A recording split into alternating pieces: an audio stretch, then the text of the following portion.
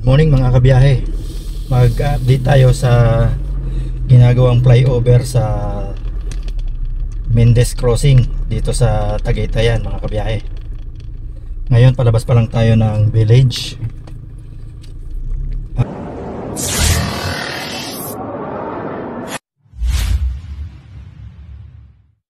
Ating i-update para sa ating mga biyaheros at mga kabiyahe kung ano na ang nangyayari o gaano na ba kalaki ang progress dito sa ginagawang flyover sa Mendez Crossing. Kukunan natin yan mga kabiyahe ng video ng papuntang Tagaytay at pabalik dito sa Nasugbu, Batangas, para makita natin o makita ninyo kung anong sitwasyon ng traffic ng papunta doon at pabalik. May papakita nating linya mga kabiyahe ay sa bandang kanan. Ang boundary kasi nitong Batangas at saka Cavite dito sa Tagaytay is itong highway. Mamaya pagpabalik natin ipapakita rin natin kung anong sitwasyon ng pabalik. Ngayon nga pala ay weekdays, hindi masyadong traffic dito sa Tagaytay dahil walang mga turista, kukunti lang. Pagka weekend or holiday, yan, maraming turista dito kaya traffic. Kahit walang ginagawang flyover dito, dati pa nagta-traffic talaga dito sa Tagaytay gawa ng mga nag-aakyatan mga turista. So lalo na ngayon na gumagawa sila ng flyover dito para pagdating ng panahon may ibsan yung traffic at saka yung hassle na pagpunta dito sa Tagaytay dahil ito ay i-connect yata, hindi ako sure, pero yun ang sabi nila, i-connect sa Calax, which is good para dito sa ating isang tourist attraction, which is ito nga yung Tagaytay. At syempre pa yung mga pupunta ng mga Batangas hindi na rin masyadong hassle dahil dito nga sa ginagawang flyover. So ito na mga kabiyahe yung unang poste nila dito sa Mendez Crossing. 1, 2, 3, 4. Itong nakikita natin dito mga may kumot o may takip na sako, ito yung poste or tatayuan ng poste. Pundasyon pa lang yan mga kabiyahe. Ito pang 5. Magmula yan doon mga kabiyahe sa tapat ng Jollibee. Ito pang 6. Ayan, may nabuhusan na silang isang poste oh. Yan, walang kumot o walang sako. Pang 7. Yan, pang 7 poste na to mga kabiyahe. 7 poste. Yan, may takip ng yero pang 8. At mayroon din silang pinupormahan ay isa, yan yung pang 9. Itong linya natin ngayon mga kabiyahe ay ito yung Laurel site. Mamaya pagpabalik kukunan din natin ng video para makita ninyo ng maayos yung parot at parito. At dahil maaga pa, wala pa tayong makikita ng traffic ngayon dito dahil dito nga sa Tagaytay pag ganitong maaga pa kukunti pa yung mga tao at saka walang turista. So ito lang yung mararanasan nyo dito pag ganitong weekdays. Ito yung kanila mga heavy equipment. Ito pang 10. Yan, nakukuha nila yung linya, bali isa lang gumagana rito at saka yung shoulder. Yan, nagbubutas sila pang 11. Yan. So pang 11 na yung kanilang nabubutas o mayroon silang 10 na nabuhusan na bilang pundasyon. So yun yung nagiging traffic o nagkukos ng traffic ng matindi dito sa Tagaytay, lalo na dito sa Mendez Crossing. So umaabot dito yan pag holiday at weekend, umaabot dito yan sa Sky Ranch. At pagdating na naman sa Sky Ranch, pagka holiday and weekend, isa ring nagta-traffic dahil nagkakaubusan din doon ng parking. So nagdudugtong-dugtong hanggang umabot na doon mismo sa Olivares, hanggang doon na mismo sa may papunta ng Calamba o Santa Rosa. Umaabot na doon yung dulo ng traffic. Kaya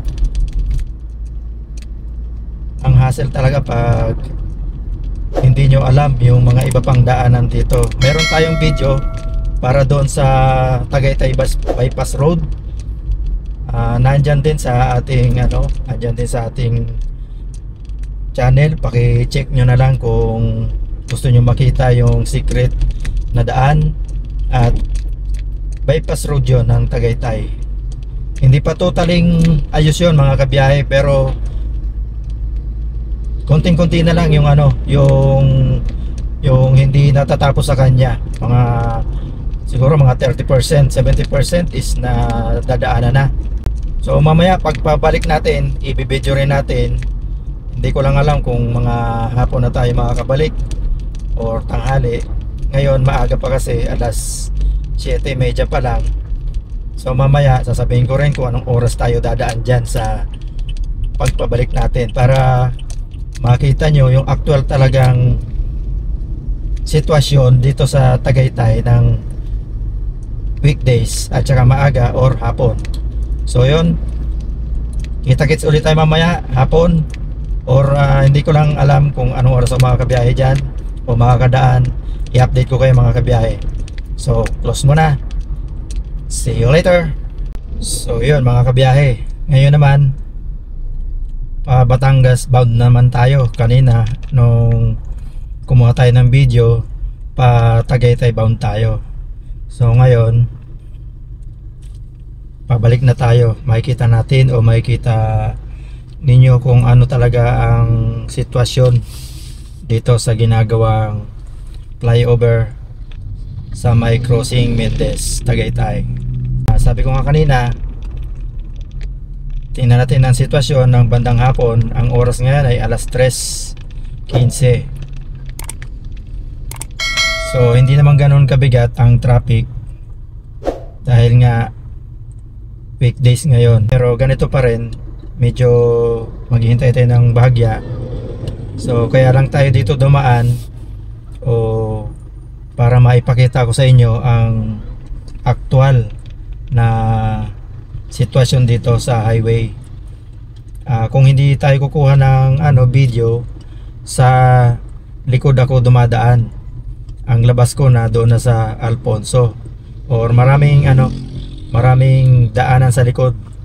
Pinakita lang natin kabiyahe yung actual na sitwasyon dito sa crossing Mendez, dito nga sa ginagawang flyover, para may update ko kayo sa traffic dito. At syempre kung ano na rin ang naging progress ng ginagawang flyover. So dito yung nasimulan nito nung nung October 2023. So ito yung mga kanilang nayari na 11 poste. Puro pundasyon pa lang ang kanilang ginagawa, hindi pa totaling poste. At walang nakalagay silang signage kung kailan sila matatapos. Hindi kamukha doon sa iba nating nakikita na meron silang signage ng kung sino yung contractor, kung kailan sila meron naman silang linagay yung kung kailan sila nag-umpisa, pero isa lang yun nandun, nabubulok na nga eh. Wasak-wasak na ng hangin kasi laging malakas ang hangin dito. Ayan ang sitwasyon dito. Yung nasa kabilang linya na yan sa kaliwa, yan naman yung mga patungong Manila o patungong Tagaytay. Patungo tayo ng Batangas. So yun, balik tayo sa pinag-usapan. Yung yung signage, wala silang nakalagay kung sino yung kontraktor, kailan sila matatapos, at kung magkano yung kanilang kontrata dito sa ginagawa nilang tulay. Kasi sa ibang mga naikutan natin sa iba't ibang lugar, mapapansin ko may ano sila, may signage sila, mababasa mo doon kung kailan sila nagumpisa, kailan sila matatapos, sino ang kontraktor, magkano yung kuha nilang, magkano yung kontrata nila, yung mga ganun. Dito wala. So yun, ito na yung buntot ng mga pila ng sasakyan. Ganyan dito pagka weekdays, medyo maikli lang naman yung traffic. Pero pagka yung weekend at saka holiday, ang haba nito, abot ito hanggang doon sa Antonios, Breakfast at Antonios. Ang layo nun, siguro mga 2 kilometers. Ganun ang layo magmula dyan sa Mendez. Ganun kalayo kasi ang daming ang turista dito eh. So yun ang ating update sa ating video ngayon. Mendez Crossing flyover update.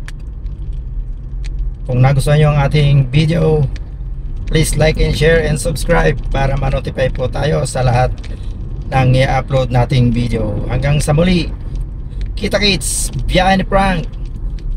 God bless.